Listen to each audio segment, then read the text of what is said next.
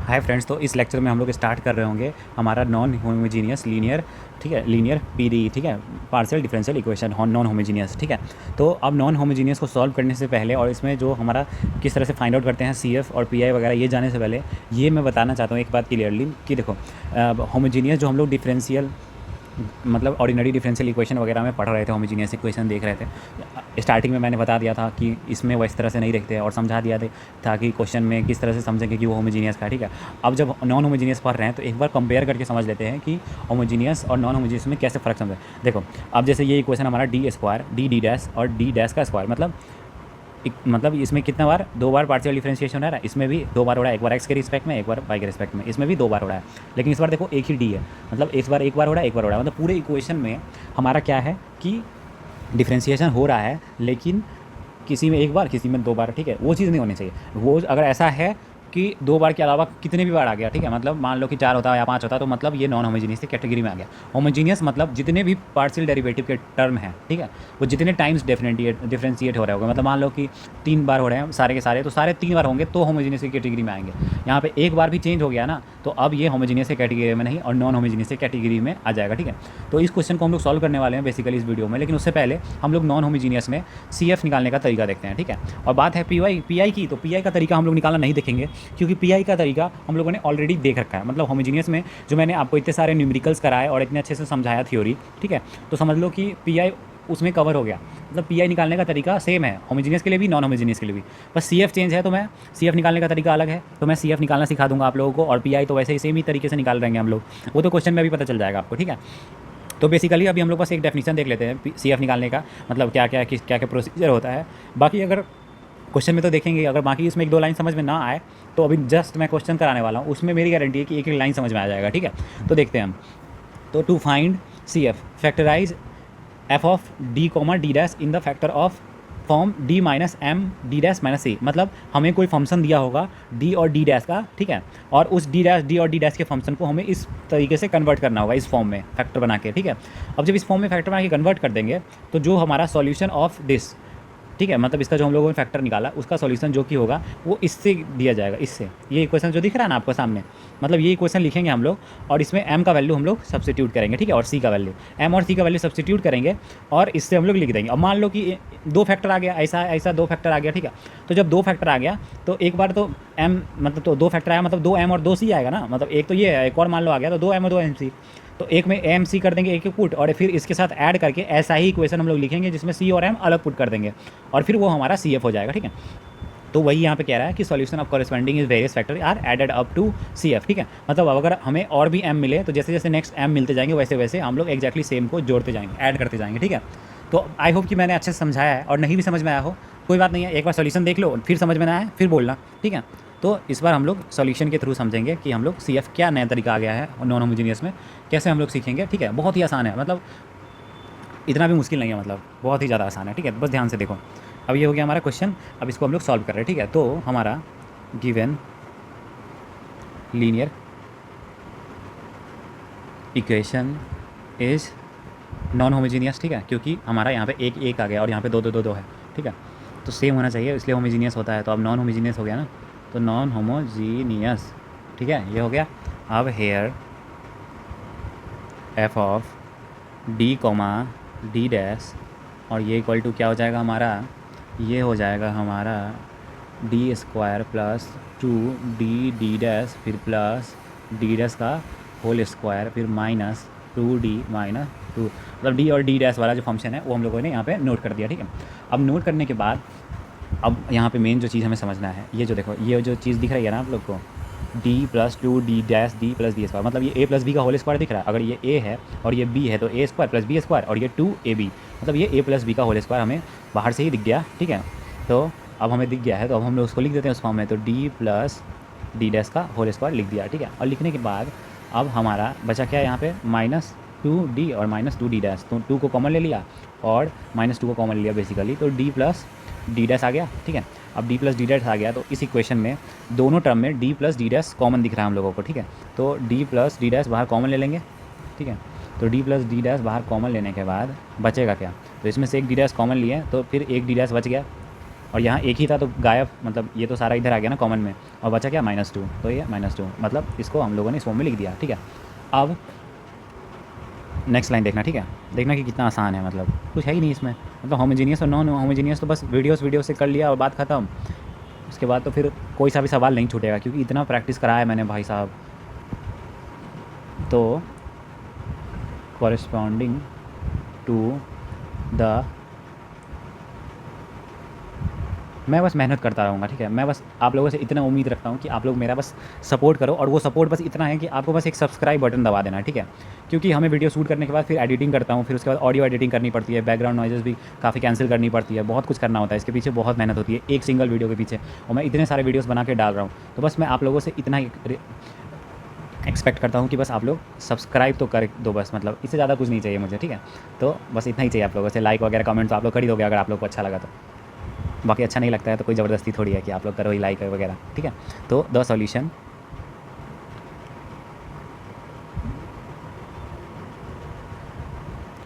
अब देखो कितने अच्छे से मैं आप लोगों को ये चीज़ समझाने वाला हूँ अभी, d minus M D dash minus C, ठीक है।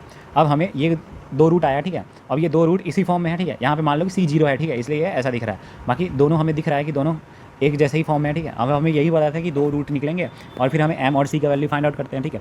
तो पहले रूट में एम क्या होना चाहिए, देखो डी है, डी डैश है प्लस डी डैश है, यहाँ पे माइनस एम है, ठीक है। तो हमारा एम का वैल्यू क्या होगा जो ये ऐसा दिखेगा, तो एम का वैल्यू हो जाएगा हमारा -1, तो ये वाला फॉर्म आ जाएगा, और सी का वैल्यू 0, तब एग्जैक्टली ये बन जाएगा।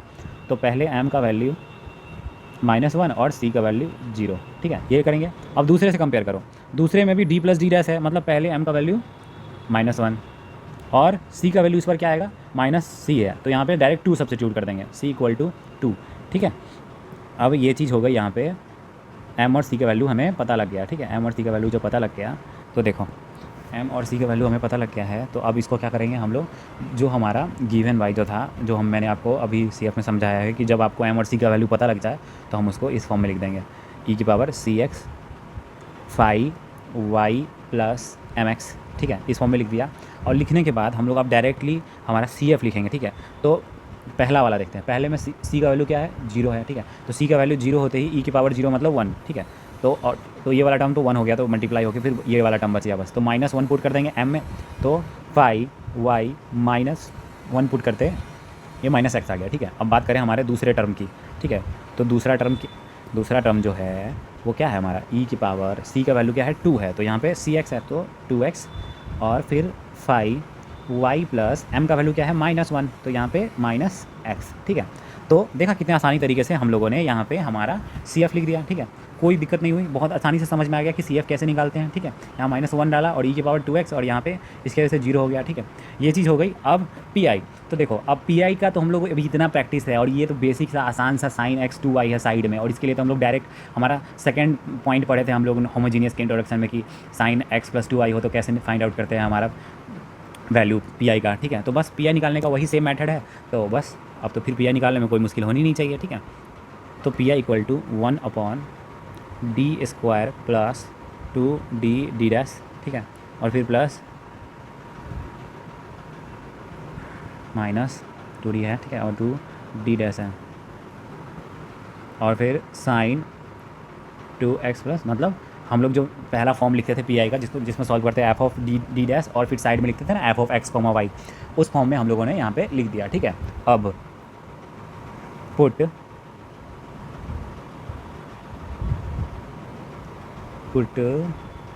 हमारा वैल्यू, हम लोग d और d डैश की बात कर रहे हैं, तो पुट d² = 2, ठीक है। तो x का जो कोफिशिएंट होता है उसको कैपिटल D में पुट करते हैं, तो कैपिटल D में 1 पुट कर देंगे, x का कोफिशिएंट 1 है तो कैपिटल D में 1 पुट करते हैं, तो 1 का स्क्वायर, एक माइनस लगाते हैं, ठीक है। ये वाली चीज़ समझ में आ गई।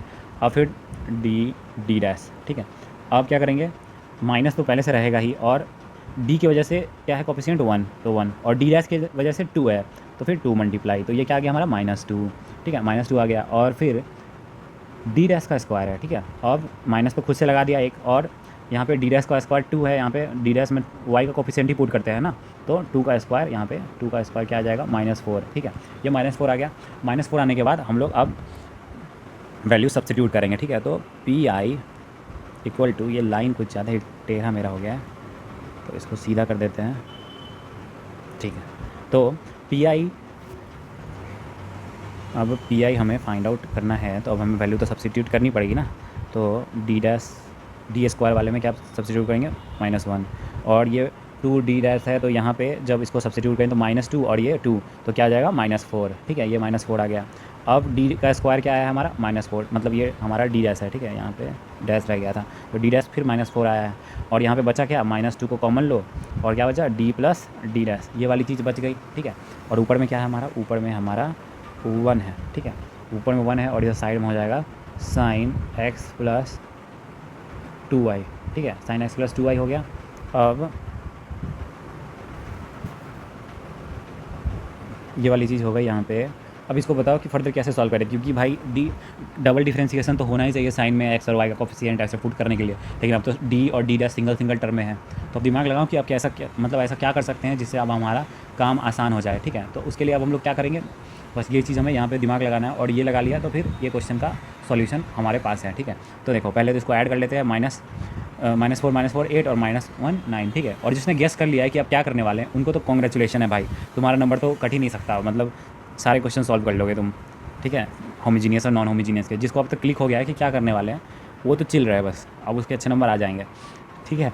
तो डी प्लस डी डैश और यहाँ पे +9, ठीक है, तो ये प्लस प्लस में आ गया क्योंकि ये बाहर माइनस लिख दिया हम लोगों ने, ठीक है। अब यहाँ पे आया क्या हमारा 1 और sin x प्लस 2y, ठीक है, ये हो गया। अब अभी तक हम लोग हमेशा ऐसा कोई इक्वेशन हो जहाँ पे स्क्वायर बनाते आना है, स्क्वायर बनाना होता है, तो अगर पहले भी अगर पढ़ाई हो डिफरेंशिएशन रिलेटेड कुछ, तो अब तक ये चीज़ तो क्लिक हो ही गई होगी कि स्क्वायर अगर बनाना है, स्क्वायर में कन्वर्ट करना है, तो उसके लिए हमें क्या करना होता है, हमें उसके लिए करना होता है रेशनलाइजेशन, ठीक है। अब रेशनलाइजेशन करना होता है, तो हमारा पहला टर्म क्या है यहाँ पे, पहला टर्म जो कि हमारा डी प्लस डी डैश और फिर डैश और फिर +9 है, ठीक है।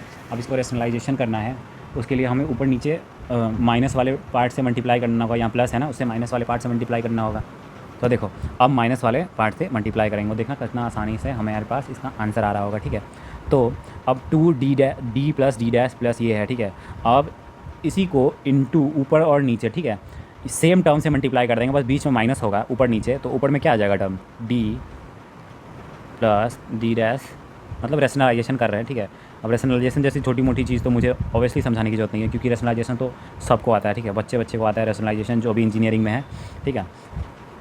तो अब नीचे क्या होगा, नीचे जब यही टर्म मल्टीप्लाई होगा, जो ऊपर नीचे मल्टीप्लाई किया है ना, तो ऊपर में नीचे जब यही टर्म मल्टीप्लाई होगा, तो ए माइनस बी है और यहाँ ए प्लस बी है, मतलब ए प्लस बी इंटू ए माइनस बी, तो क्या होता है उसका फार्मूला, ए प्लस बी इंटू ए माइनस बी का फार्मूला होता है ए स्क्वायर माइनस बी स्क्वायर, ठीक है, तो माइनस बी स्क्वायर, ठीक है। तो ये फार्मूला होता है ना, तो इसको अब वो फॉर्म में कर दिया हम लोगों ने कन्वर्ट, ठीक है, बेसिकली। तो ये हो जाएगा हमारा 2d प्लस डी डैश, ठीक है, और ये ब्रैकेट में करके स्क्वायर, ठीक है, और फिर -9 का स्क्वायर, ठीक है, ये हो गया। और साइड में क्या है हमारा, साइड में हमारा sin x प्लस 2y, ठीक है, ये हो गया। अब फर्दर स्टेप, ठीक है, तो फर्दर स्टेप में क्या हो जाएगा, इसका स्क्वायर करो, ठीक है, और देखो कि क्या आता है, तो 2 का स्क्वायर तो 4 आ गया, और d प्लस डी डैश का होल स्क्वायर है, ठीक है, तो वो क्या आ जाएगा, D square plus 2d D dash, ठीक है, फिर प्लस डी डैश का होल स्क्वायर, ठीक है, और फिर बाद में क्या बचा, -81, ठीक है, ये हो गया। और ऊपर वाले टर्म की बात करते हैं अब, तो ऊपर वाला टर्म माइनस अंदर भेज दिया मल्टीप्लाई में, तो +9 हो गया, तो इधर लिख दिया, और फिर ये -2d प्लस डी डैश, ठीक है, ये हो गया हमारा, ठीक है, इसको ऐसा लिख दिया, ठीक है, और आगे में क्या लगा दिया, sin x प्लस 2y, ठीक है। और जो x का कोफिशिएंट होता है वो d में पुट होता है, मतलब x का कोफिशिएंट 1 है तो कैपिटल D का वैल्यू, मतलब सॉरी, अगर x का कोफिशिएंट 1 है तो d डैश का वैल्यू क्या हो जाता है, 1 का स्क्वायर और एक माइनस जो लगाते हैं, ठीक है। और y का वैल्यू होता है किस में पुट, इसमें होता है 2 का जो कोफिशिएंट होता है, मतलब y का जो कोफिशिएंट होता है वो d डैश में पुट होता है, तो माइनस और 2 का स्क्वायर, इस तरह से होता है, ठीक है। तो अब हमारे पास सब डबल डिफरेंशिएशन वाले टर्म में है, और इसका रूल ही होता है कि डबल डिफरेंशिएशन वाले टर्म में ही जाके ये वैल्यू लगता है, ठीक है। तो अब इसको पुट कर देते हैं बस सिंपली, ठीक है, डायरेक्ट यहाँ पे पुट करते हैं और हमारे पास फिर आंसर आ रहा होगा, ठीक है। तो देखो डी डैश का वैल्यू हमें पता चल गया -4, डी स्क्वायर का वैल्यू हमें पता चल गया -1, बचा डी डैश, ठीक है, तो डी डैश का भी देख लेते हैं ना। तो डी डैश क्या आ जाएगा हमारा, माइनस तो एक लगाना ही पड़ता है, और डी का कोफिशिएंट 1 और डी डैश का मतलब वाई को एक्स का कोफिशिएंट 1 तो डी 1 डाल दिया, और वाई का कोफिशिएंट 2 तो डी डैश 2 डाल दिया, तो इंटू 2, तो क्या आ गया हमारा -2, ठीक है, -2 आ गया। तो इसको बस हमें अब सब्स्टिट्यूट करना है, ठीक है, अब बस है, अब मतलब अब आंसर हमारा ऑलमोस्ट हम लोग आंसर के पास पहुँच चुके हैं, ठीक है। -4, ठीक है, इसका -1 और ये डी डैश का वैल्यू -2 था तो -2 इंटू 2 -4 और फिर -4 और यहाँ पे क्या है -81 है, ठीक है, -81 है। अब -81 है तो ऊपर में क्या आ जाएगा हमारा, ऊपर में अब हमें, अब देखो पहले तो इसको मैं कलर कर देता हूँ ताकि थोड़ा सा अलग लगे ये, ठीक है, इसको कलर कर दिया। अब ऊपर का देखो ध्यान से, तो ऊपर में हमारा 9 - 2, ठीक है, और क्या है डी डैश और डी डैश, मतलब अब इस साइन x + 2y वाले टर्म को इस टर्म में मल्टीप्लाई करेंगे क्योंकि डिनोमिनेटर का काम तो खत्म हो गया। हमें बेसिकली डिनोमिनेटर ही खत्म करना होता है, जो हम लोगों ने कर दिया, ठीक है। अब इसको अंदर मल्टीप्लाई करो तो 9 से मल्टीप्लाई होगा साइन x + 2y, ठीक है। अब बात करते हैं इसका, तो माइनस, ठीक है। अब डी मतलब x के रिस्पेक्ट में एक बार डिफ्रेंसिएशन, ठीक है। तो डिफ्रेंसिएशन ऑफ साइन क्या हो जाएगा, कॉस, ठीक है। और अंदर जब डिफ्रेंशिएट करेंगे तो x का डिफ्रेंसिएशन 1 और 2y तो कांस्टेंट ही है, मतलब cos x + 2y आ जाएगा और यहाँ पे 2 तो है ही, तो 2 cos x + 2y, ठीक है। अब बात करते हैं डी डैश, मतलब y के रिस्पेक्ट में डिफ्रेंसिएशन, तो माइनस, ठीक है, तो -2 भी अंदर मल्टीप्लाई होगा। तो साइन का डिफ्रेंसिएशन क्या हो जाएगा y के रिस्पेक्ट में, तो कॉस, ठीक है, कॉस के बाद x का डिफ्रेंसिएशन तो 0 और 2y का डिफ्रेंसिएशन 2, बाहर आके 2 मल्टीप्लाई हो जाएगा ना, क्योंकि y का डिफ्रेंसिएशन 1 हो जाएगा, ठीक है। तो 2 मल्टीप्लाई होगा, ऑलरेडी 2 है तो यहाँ क्या हो जाएगा -4, ठीक है, और ये cos x + 2y, ठीक है। ये चीज़ समझ में आ गया। अब ये चीज़ समझ में आ गया है तो फर्दर क्या करो, अब इसको, अब हमें इसको सॉल्व करना है। तो ये दोनों टर्म तो आपको सेम दिख रहा है तो इसको ऐड कर दो, 4 और 2 6, मतलब माइनस में है तो -6 cos x + 2y। तो इधर तो पहले हमारा क्या करते हैं हम लोग कि इधर का जो टर्म है उसको हम लोग पहले इधर कर लेते हैं। तो हमारा इधर देखो ध्यान से, माइनस को कॉमन ले लिया इधर से और फिर 1 जब इसको हम लोगों ने 4 से मल्टीप्लाई करके ऐड किया तो नीचे आया हमारा 117 वैल्यू, ठीक है। ये 4 अंदर मल्टीप्लाई होगा और इसके साथ जब ऐड होगा, क्योंकि ये माइनस कॉमन ले लिया है ना, तो ऐड होगा तो आएगा मेरा 117। और ऊपर का देखते हैं अब, तो 9 sin x + 2y, ठीक है, ये है। और ये मैंने ऐड करके बताया था -4 और -2 6, और क्या आ जाएगा cos x + 2y, ये आ गया, ठीक है। अब ये आ गया है तो यहाँ से 3 कॉमन ले लेंगे, 9 और 6, ठीक है, तो 3 भी कॉमन ले लिया, -3 कॉमन ले लिया, 117 और लिख दिया, ठीक है। तो अब यहाँ पे 3 कॉमन है तो यहाँ पे cos वाले टर्म को पहले लिख देते हैं, ठीक है, और इस माइनस को अंदर मल्टीप्लाई में भेज देते हैं, ठीक है। तो इस माइनस को अंदर मल्टीप्लाई में भेजे तो इसके आगे माइनस लग गया, इसके आगे प्लस, तो 2 cos x + 2y, ठीक है। और फिर अंदर माइनस मल्टीप्लाई किया है ना, तो अब इधर माइनस आ जाएगा तो -3 sin x + 2y, ठीक है। ये वाली चीज़ भी हो गई, ठीक है। ये होने के बाद अब आप लोगों को क्या लगता है कि अब क्या करना होगा, अब हमें 7 फिर 1 8 और फिर 9, मतलब इसको टोटल ऐड करने पे 9 आ रहा, मतलब ये 3 से कैंसिल हो सकता है, तो 3 से 39 टाइम्स ये कैंसिल होगा, ठीक है। 39 टाइम्स कैंसिल होते ही अब हमारा डायरेक्ट हम लोग पी आई लिख रहे होंगे, नो मोर कैलकुलेशंस, ठीक है। तो 2 cos x + 2y और फिर -3 sin x + 2y, ठीक है, ये चीज़ हो गई हमारी। अब द कंप्लीट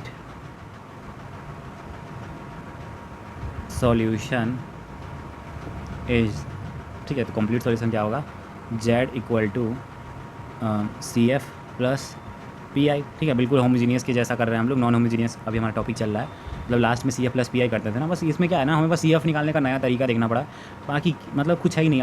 नॉन होमोजीनियस पढ़ लिए तो फिर नॉन होमोजीनियस मतलब सिर्फ CF निकालना सीख लो और फिर ख़त्म, बात ख़त्म, मतलब क्वेश्चन कर रहे हैं तो PI भी फाइंड आउट कर रहे हैं। तो 1/39 और जो फर्दर आया था हमारा 2 cos x + 2y, ठीक है, ये हो गया। अब इसके साथ मतलब इसके जो आगे आएगा वो मैं नीचे लिख रहा हूँ, -3 sin x + 2y, ठीक है। तो ये हमारा इस क्वेश्चन का आंसर होता है, ठीक है।